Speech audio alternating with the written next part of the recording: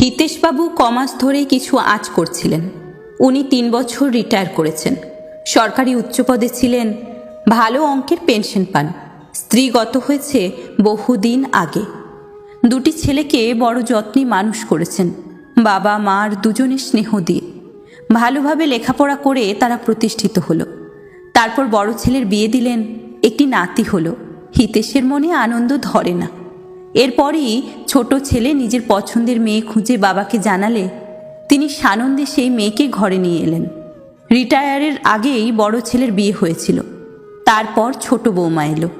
হিতেশ এখন নাতিকে নিয়ে বেশ সময় কাটান, সংসারের অনেকটা ব্যয়ভার বহন করেন। একদিন ইজি চেয়ারে বসে সকালে কাগজ পড়ছেন, বড় বৌমার গলা পেলেন। আজ বাজার শর্ট আছে, রাতে রান্না হবে না। সে চাকরি করে, বলছে যাকে। এ বাড়িতে ছেলেদের জন্মানোর আগে থেকে কাজের মেয়ে জবা আছে। সে তার ছেলেদের থেকে বেশ কিছুটা বড়। জবা এই মাতৃহারা 2 ছেলেকে দিদির স্নেহে আগলে রেখেছিল। সে বলল, দাদারা কেউ এনে দেবে। বড় বউ বলল, কেন, বাবা তো বসে আছেন, বাজারটা রোজ করলেই পারেন। হিতেশের কানে কথাটা বাজল। বুঝলেন সংসারে তার প্রয়োজন ফুরিয়েছে। নিজের মনকে বললেন, মন তুই তৈরি থাক। এরপর থেকে বউদের নানা আচরণে তার প্রতি বিরূপতা প্রকাশ পেতে থাকল। একদিন সকালে বড় ছেলে রাগত গলায় বউকে বলছে, আমার শার্টটা লন্ড্রি থেকে আনা হয়নি। বড় বউ বলল, না, যাবার সময় হয়নি।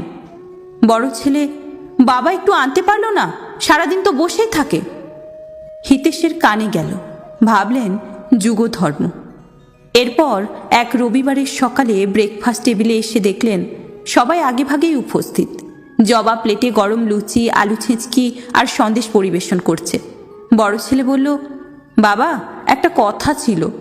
হিতেশ বুঝলেন এরা সকলে কিছু প্ল্যান করেছে। বললেন, বল। বড় ছেলে বলল, জানো বাবা, কাল অফিসের কাজে টাকি গিয়েছিলাম। ওখানকার দর্শনীয় জায়গা দেখলাম। নদীর ধারে স্বাস্থ্যকর পরিবেশে একটা সুন্দর বৃদ্ধাশ্রম চালু হয়েছে। দেখেই ভাবলাম তুমি ওখানে মনোরম পরিবেশে শেষ জীবনটা থাকতে পারো। আমরা যাবো আসবো। কি রে ভাই, কি বলিস? ছোট ছেলে বলল, বেশ ভালো হবে। হিতেশ শেষে বললেন, সব তো শুনলাম, কিন্তু বাবারা আমার একটা প্রস্তাব আছে। তোমরা বরং একটা যুৎসয় যৌবনাশ্রমের খোঁজ করে সেখানেই থাকো না কেন? বাড়িও আমার, পেনশনও পাই। জবা মাকে নিয়ে বাপ বেটিতে ভালোই থাকবো, তোমরাও আসবে যাবে। এইভাবে তিনি একটা ছক্কায় বাজিমাত করে দিলেন। জবাকে বললেন, জবা মা, লুচিগুলো ঠান্ডা হয়ে গেল, গরম গরম নিয়ে আয় তো। ছেলে বউয়েরা হতভম্ব হয়ে বসে রইল। কি বুঝলেন এই গল্পটা থেকে? দিনকাল পাল্টাচ্ছে, তাই যোগ্য জবাব দেবার জন্য তৈরি থাকা উচিত, না হলে বড়ই বিপদে পড়তে হতে পারে। কি বলেন?